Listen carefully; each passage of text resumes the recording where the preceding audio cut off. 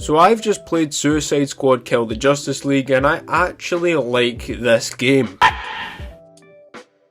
What the f? Now this game is not perfect at the slightest, and it is in fact far from that. But I will say it is not Batman and Robin bad. There is some good things that are in this game that I genuinely liked, and also some very bad things that I think they could have done better. So honestly, just stick around and hear my thoughts on this, because I guarantee you guys definitely want to hear them. So let's kick things off talking about the Suicide Squad themselves, because you know, it's kind of in the name. Now at the start of the game we're actually rushed into Arkham Asylum while the Batman Arkham theme plays, which I actually think this part of the game was a very nice touch, especially showing off that this game is part of the Arkham series and it's something we really shouldn't be missing out on, but I mean a lot of people have missed out on this game anyway. And when we eventually see Amanda Waller for the first time, she basically instructs us to all four of us go after the thing that makes us suicidal and lets us fight over it. Like, whose idea was that? I think the banter between each squad member is actually very well done. You know, we've got King Shark being the kind of lovey-dovey kind of comedian of the bunch, Harley Quinn being her usual self, Deadshot being the more serious one, and Captain Boomerang also being like the comic relief, but a little bit better and a little bit more funnier. Which I do kind of like the dynamic and how they kind of got that a little bit more on the edge of both characters, because you know it kind of makes sense and shows a little bit more dynamic between each character, which I did actually kind of like. I think well done Rocksteady, you actually kind of gave yourself a gold star there. Now the most played squad member I have is mainly Deadshot, because I actually just enjoyed his jetpack and his missiles, because you know he was really the most fun to use out of each and every single squad member. I mean Harley Quinn had the grapple hook, but it was nowhere near like Batman or Spider-Man, so why the hell would you want to use her? King Shark has a massive leap and it's just some mad Hulk dive, which I wasn't even interested in using. And Captain Boomerang thinks he's the Flash and can teleport anywhere he wants. And essentially I just didn't have as much fun with them as I did Deadshot. So I think with the most hours so far, I've put a lot more into Deadshot than I have any other ones. Now with the whole upgrade system in the game, actually being able to upgrade all of your weapons for each character and each squad member, I actually did think this was a nice touch. I mean we did get a little bit more diversity with each of them, and also because you know we can use a sniper with Captain Boomerang, or we can use a machine gun or a minigun with King Shark, which I kind of like that dynamic that we can choose any one between each character and make it a little bit more unique to each character, like that is their gun in a way.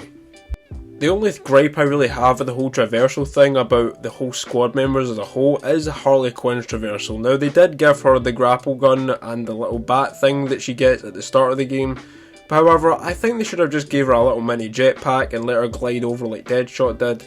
Yes, it wouldn't be like, oh yeah, super comic accurate, but I mean, it would be a little bit more, like, better, I guess, because, you know, I mean, jetpack we did have with Deadshot, but at least make it maybe like an unlockable towards the end of the game, which I think would have been much more fulfilling, and something we could work towards for Harley Quinn, instead of just using a shitty grapple hook all over the city.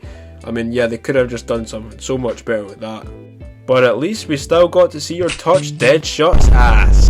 Now saying Deadshot was my favourite playable character in the game doesn't really mean that I think Captain Boomerang sucked at all, because you know what, I actually used him a little bit more next to Deadshot as him, because you know he was actually kind of fun, teleporting his boomerang everywhere, actually just teleporting anywhere you wanted him to, and just shooting from mid-air. He had the kind of same similar gameplay aspects to Deadshot, but I think Deadshot just put it on a lot more as a show for a whole, the gameplay wise.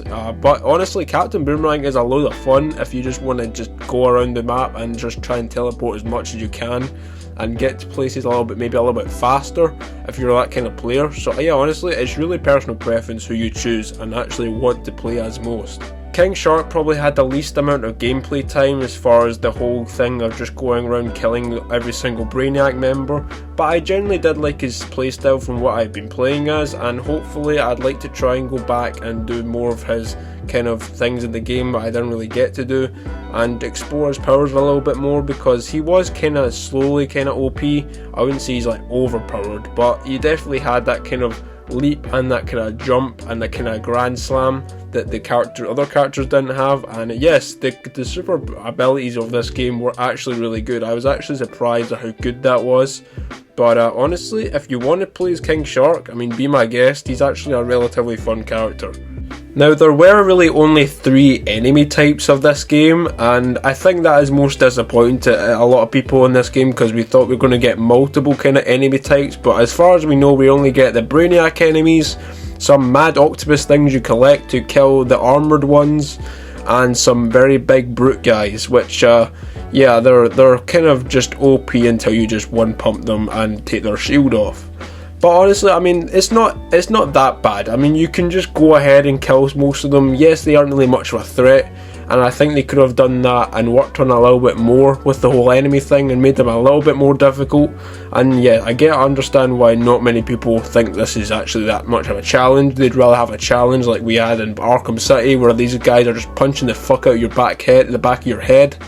But obviously, I didn't really mind it. I just enjoyed shooting the absolute crap out of these guys. I think that was the most fun I've ever had throughout an open world game. And yeah, I mean, I'm not the one to complain about it. I mean, everyone's going to have their own opinion.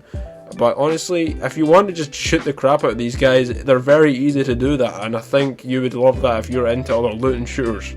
Now, some of the boss fights in this game were actually relatively easy. I know most people are going to say, what the hell are you talking about? Some of these were fucking hard as shit. But honestly, I did enjoy these. Yes, they got a little bit crazy and a little bit hectic at the very end.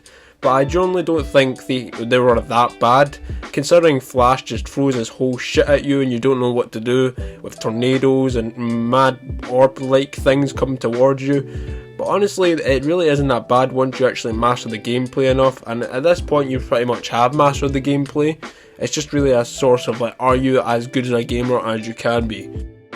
Green Lanterns probably had to be one of the worst ones that I went through, considering how much crap that's around there, like the whole explosive thing, because one wrong move, you fall down and you can't even see behind you and you're fucking dead, bro. Superman and Brainiac were kind of on par with each other, which I didn't really find that difficult, but they were kind of difficult in their own rights. It depends what kind of person you are during these fights, but I mean, they were relatively easy to beat. Now I'm going to move on to the one that we all dread and we didn't think was coming until we saw the spoilers, and that's Batman.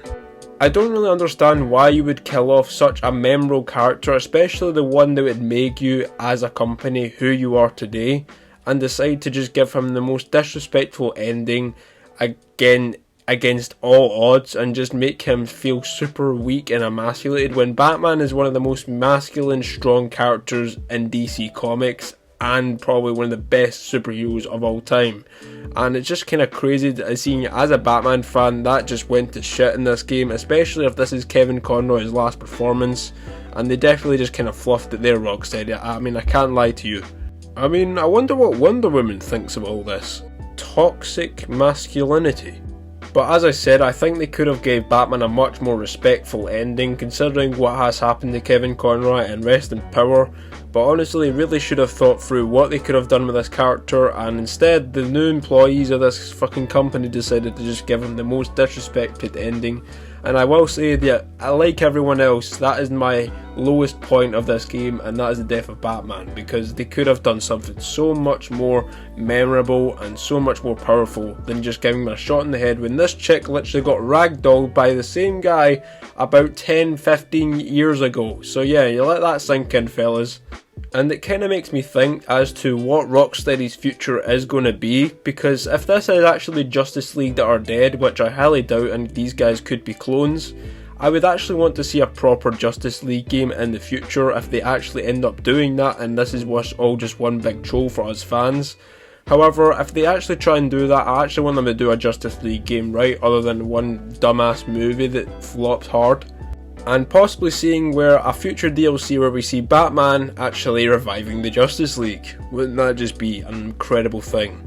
The in-game currency and the in-game items are something that I don't think was really needed in this game, considering yes, there's the popularity of Fortnite, and of course we saw how the Avengers went to shit by adding in-game currency, and look what's happened here. I mean, so much of a coincidence. I really don't think we need personal in-game items, as I think mainly story mode games are things that should be made more often rather than just making a game and just asking for money and just being a cash grab.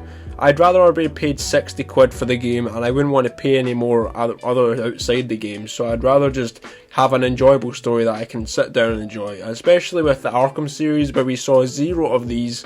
But now they decide to just, oh yeah, let's just add some money things and just let's just take people's money and take that, and yeah, we'll be rich. We'll be even more rich from this very dumbass game. At the end of the day, I think we should have just ended up unlocking all these mystery items by not paying for real money for these things and actually just unlocking them throughout the game, as I think that would probably be a much more satisfying experience to actually work for them rather than just pay money and just get them like that. I think that's the main beauty of just story driven games and unlocking things for yourself. Majority of people have been kind of shitting on the story, and to be honest, I don't think the story is all that bad. Yes, it's relatively short, coming in at around 10 hours, the same amount of time as Miles Morales took me. But honestly, if you actually just enjoy the gameplay, yes, there's a lot of cutscenes, especially, and I mean a lot of cutscenes.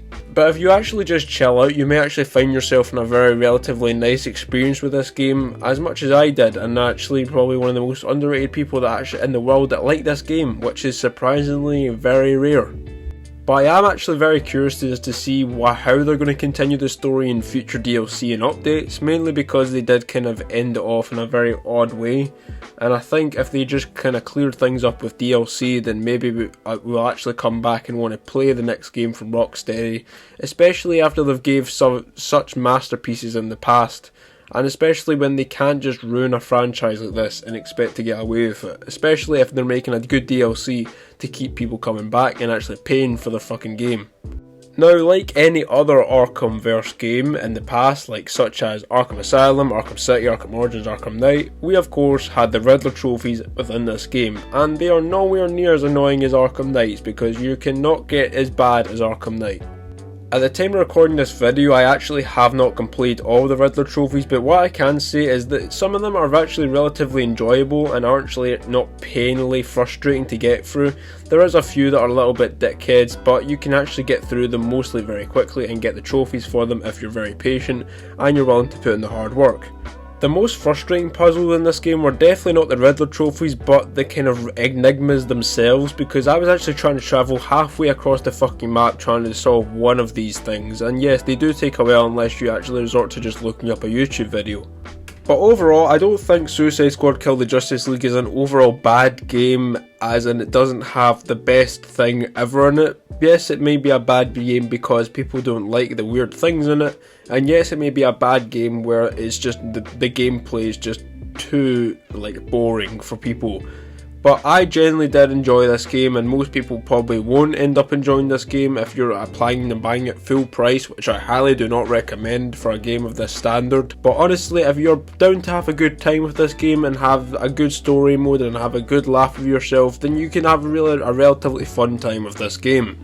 Despite some of its issues, I probably will give Suicide Squad about a 5 out of 10, because that is just being nice. If you guys went on to enjoy the video, make sure you subscribe if you're new, turn on the post notifications, and let me know, have you played Suicide Squad? Is it a good game, or do you just expect it to be a game that you might just end up playing later and waiting for a price tag drop? Let me know, because this game isn't generally for everyone, but you can certainly have a good time with it if you actually relax and just put your mind into it. But honestly, it definitely isn't for everyone, and for that I would have to give that the 5 out of 10 that I gave it. But you can have a good time with this game if you just are drunk, essentially.